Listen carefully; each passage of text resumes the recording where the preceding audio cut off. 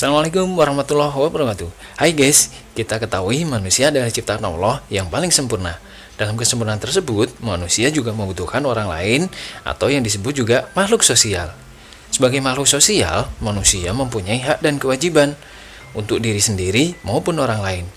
Sebelum kita membahas materi tentang hak dan kewajiban, terlebih dahulu kita memahami arti dari hak dan kewajiban.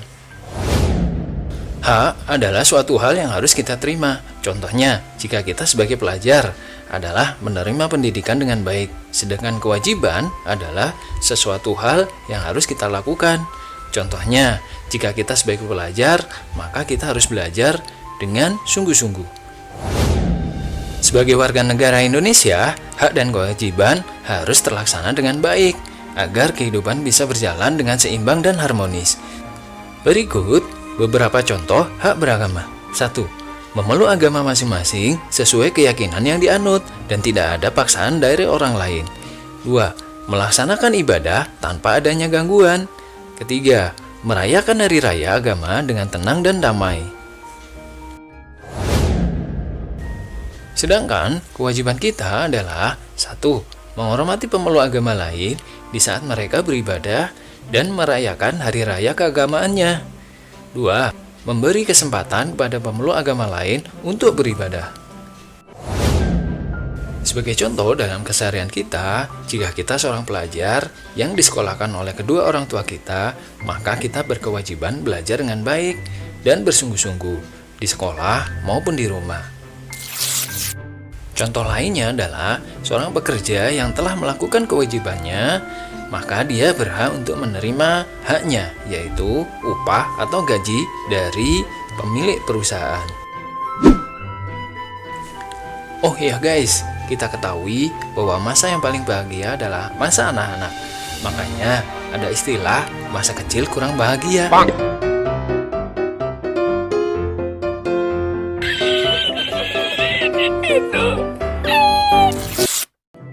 Anak-anak adalah sebagian dari warga negara juga loh, yang memiliki hak dan kewajiban. Selain diatur dalam undang-undang, hak anak juga diatur dalam Konvensi Hak Anak. Konvensi Hak Anak merupakan perjanjian yang mengikat. Konvensi Hak Anak disetujui oleh Majelis Umum Perserikatan Bangsa-Bangsa atau yang dikenal dengan PBB pada tanggal 20 November 1989. Hak anak yang ada dalam Konvensi Hak Anak adalah sebagai berikut. 1. Hak atas kebebasan sipil. 2. Hak atas lingkungan keluarga. 3. Hak atas kesehatan dan kesejahteraan dasar. 4. Hak atas pendidikan, waktu luang, dan kegiatan budaya. 5. Hak atas pelindungan khusus.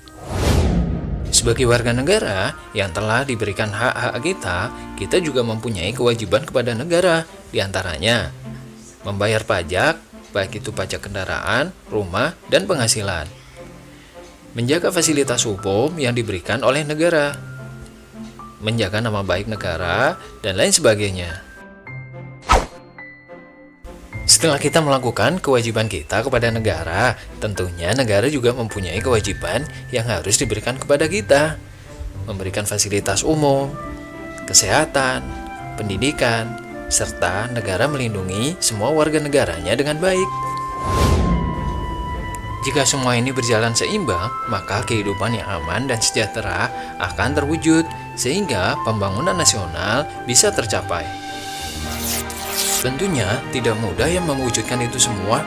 Negara saat ini mempunyai permasalahan-permasalahan yang sangat banyak dan kompleks. Beberapa contoh dari permasalahan yang ada adalah perilaku manusia yang tidak bertanggung jawab dan tidak memperdulikan kebersihan lingkungan menyebabkan lingkungan tidak sehat untuk ditempati. Misalnya, perilaku orang yang membuang sampah sembarangan yang menyebabkan pencemaran udara, air, dan tanah.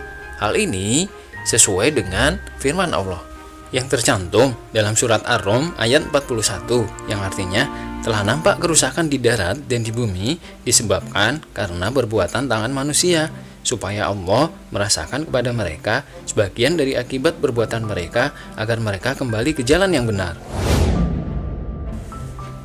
Perilaku pengguna jalan yang tidak bertanggung jawab dapat mengganggu kelancaran lalu lintas atau bahkan kecelakaan yang mengakibatkan kemacetan parah di mana-mana. Selain itu, kemacetan juga diakibatkan oleh banyaknya pengguna jalan pada jam-jam tertentu. Contohnya saat pagi hari ketika berangkat kerja dan berangkat ke sekolah. Tindak kejahatan merupakan permasalahan sosial yang sangat merugikan masyarakat. Di masa pandemi COVID-19 ini, banyak orang yang kehilangan mata pencarian, sehingga banyak orang yang beralih profesi. Akhir-akhir ini, tindak kejahatan meningkat. Hal ini disebabkan oleh kemiskinan dan menurunnya nilai moral dan agama dalam masyarakat. Oleh sebab itu, pendidikan agama sangat penting agar terhindar dari perbuatan jahat. Semoga Allah melindungi kita semuanya. Amin ya robbal alamin. Sekian dulu ya guys video kali ini. Jika kalian suka, like atau share agar kita bisa berbagi ilmu bermanfaat dengan orang lain. Terima kasih sudah menonton. Wassalamualaikum warahmatullahi wabarakatuh.